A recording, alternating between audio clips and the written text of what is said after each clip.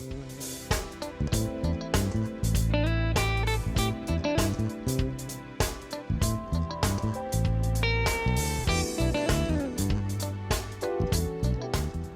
I'm Kenny Anderson, Director of Multicultural Affairs for the City of Huntsville, and welcome to Impact.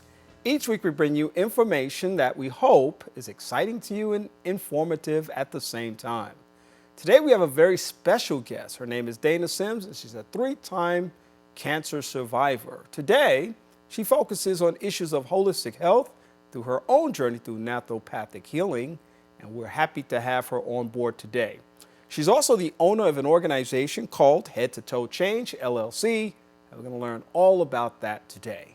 At this time, I want to introduce Dana. Welcome to the broadcast. Thank you, Kenny, for having me. It's good to have you here. And of course, I know you've got such a powerful story. We don't have a lot of time, so I want to get right into it. Tell me a little bit about your journey as a 3-time cancer survivor, maybe going back to the first experience. We go back to 2008. I was living in Japan at the time. I was diagnosed with ovarian cancer and pancreatic cancer. The tumor was a football-sized tumor. Once it was removed, 3 blood clots traveled to my lungs. At that point, I was seeing another doctor to place me on Coumadin. It is a blood thinner, and he told me I would be on this drug for the rest of my life. So instead of being depressed, I was determined to do my best and to do my part. And one thing that really stood out to me is he told me that most people are not consistent. Because I asked, why do I need to be on this medication for the rest of my life? And that's when he told me, most people are not consistent. One day they feel like eating a salad, one day they don't, and it makes it difficult for the medication. Well, those particular vegetables that I needed to refrain from, I needed those for the cancer. And I was determined to be consistent. And I suggested, how about I count the vegetables every day and have that same vegetable every day of the week? To me, that's consistency. And that I did.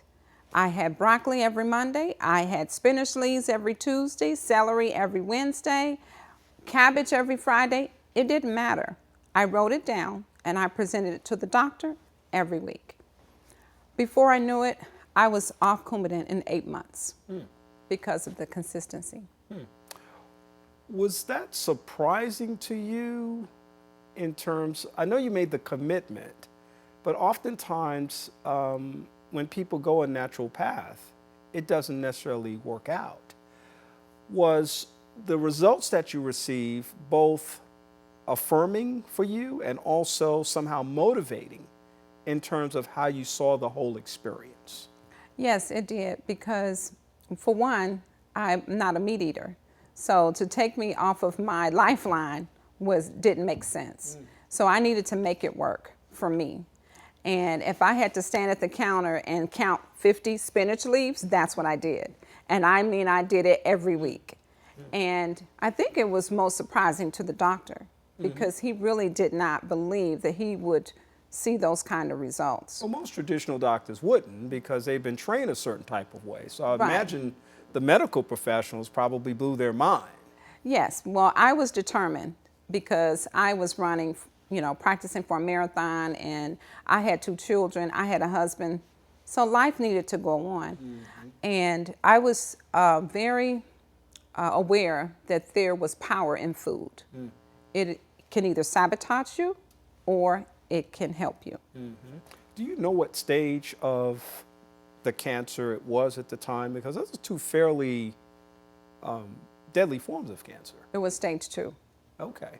So was there anything about the process or the point of discovery that you think actually assisted with your recovery from it? Or were there any other things that you were able to assess about that journey? What I do know is I was very determined to do the best I could do. Yes, chemotherapy gives you side effects and it makes you ill. It gave me neuropathy in my hands and my feet. But even with that, I sought out natural naturopathic doctors to help me with the side effects. And I'm an outdoors person. I'm very active. So to just be stuck in the house, laying around sick all the time was just not common for me. And I was just determined to do the best I could. And I just noticed a difference when I continued to eat healthy, even during, the chemotherapy stage. Sure. So fast forward from 2008 to the next time when you had a bout with cancer. So once you're diagnosed with cancer, you have to receive PET scans every 6 months. And we moved to Fort Lewis, Washington. There I was diagnosed with the liver cancer. I was told there was nothing they could do, no surgery or biopsy. And It was stage? I didn't have a stage. Okay. And I was told that they could monitor it with an MRI. And I left and I went and found a health food store. I had just moved there, so I didn't know anyone in this state. And I found a health food store, and I found a naturopathic doctor by the name of Dr. Gloria Jaber. She was promoting her book called Chemical Cuisine. I decided to sign up. I went to the class, and I was very fascinated to find that we do have hidden chemicals in our food. And once she finished, I told her about my story, and she told me to make a consultation with her, and I did. She altered my food. She made various food modifications, and I stuck with her, and I was very strict, and I followed all of her recommendations. And in 6 months, the cancer was gone.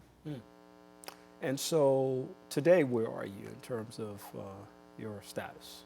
Today, the only thing I do is just go get blood tests for the tumor markers every year, and they're all below normal. Yeah, there's been no recurrence. No recurrence. Yeah.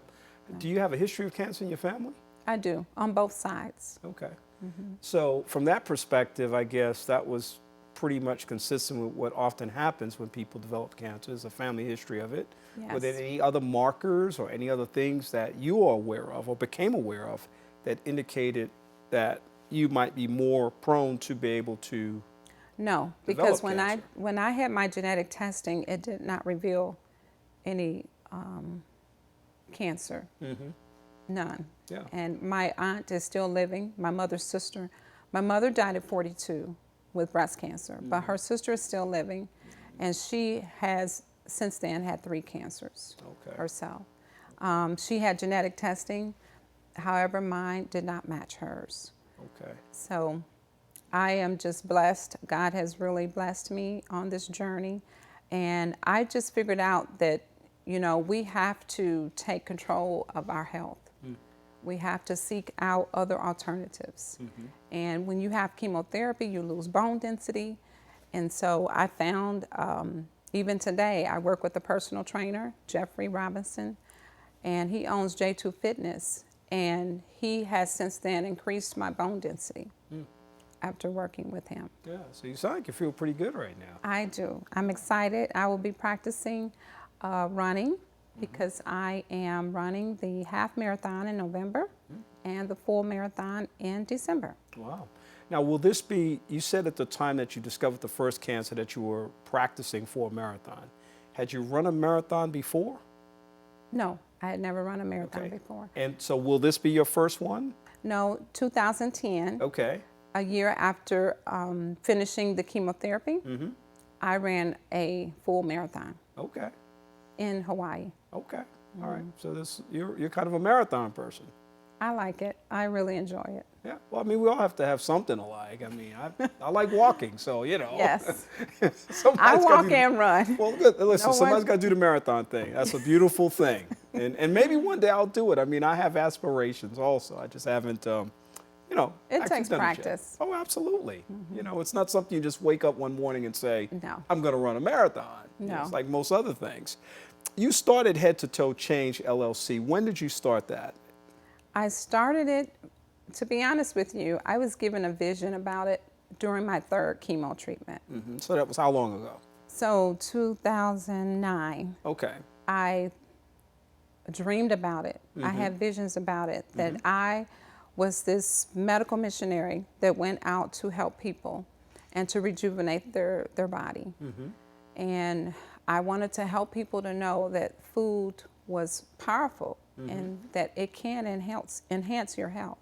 And so when people say, what is head to toe change, what would you say to them? I tell them that Head to Toe Change is a private healthcare membership association.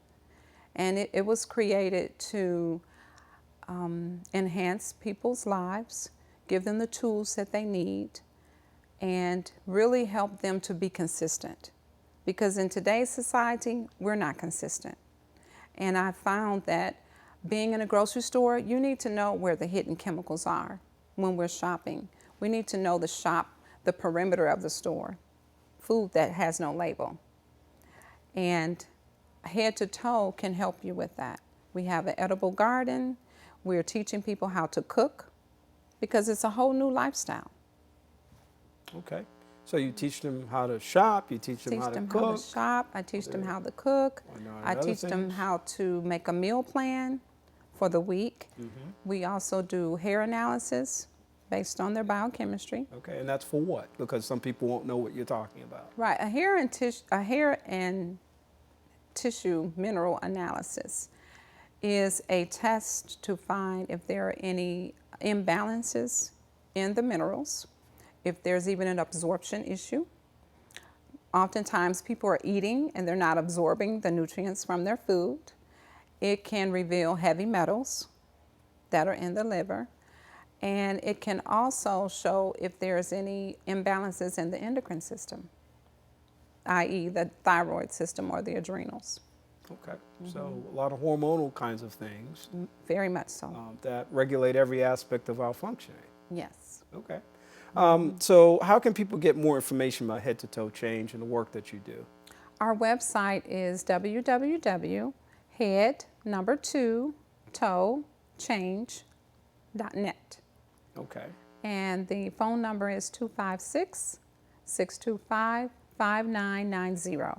Do you have a general message that you would give to people that, I mean, we all have to eat, obviously, and we are what we eat, which is pretty obvious, but not always very pragmatic in terms of the kinds of choices we make.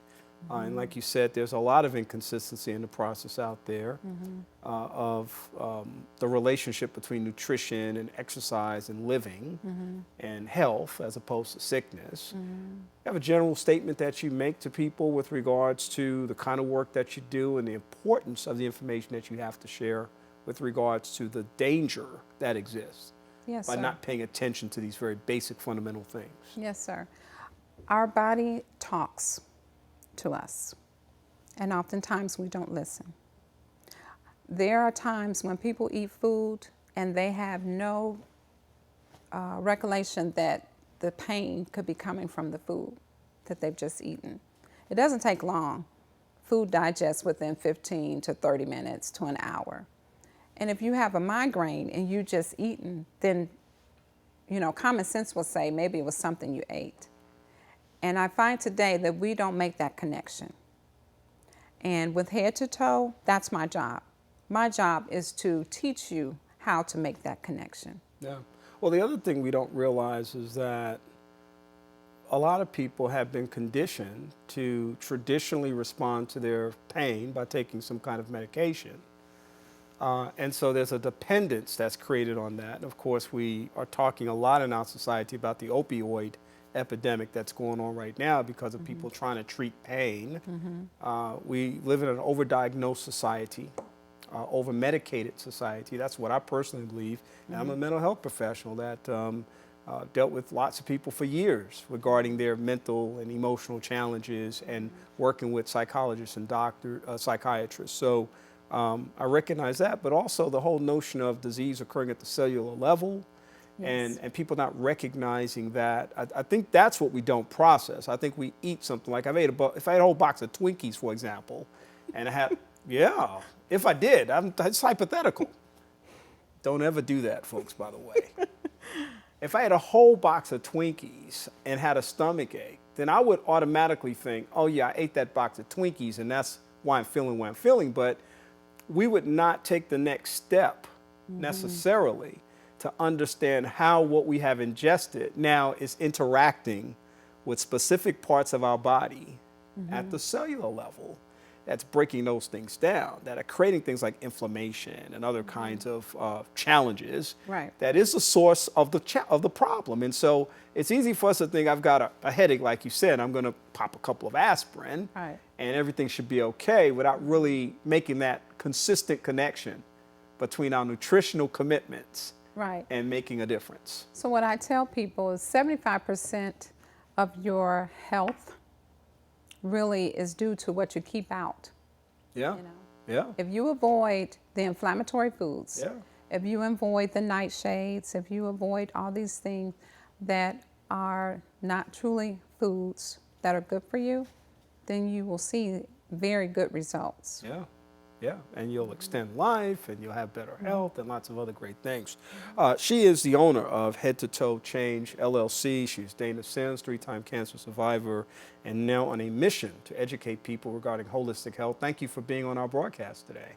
Thank you for having me. All right, and we hope that you will take note of all this great information that we shared, and that you'll have an opportunity to hook up with Dana on her website. And we have shown you that information on the screen, and we hope that you'll note that. We also hope that you will like our Facebook page, Impact with Kenny Anderson, where you can see a copy of this video. We hope that you'll share it, and also check out some behind-the-scenes shots of what happens once the camera stops rolling. Sorry, that's my radio show. For Impact with Kenny Anderson, I hope you have a great day.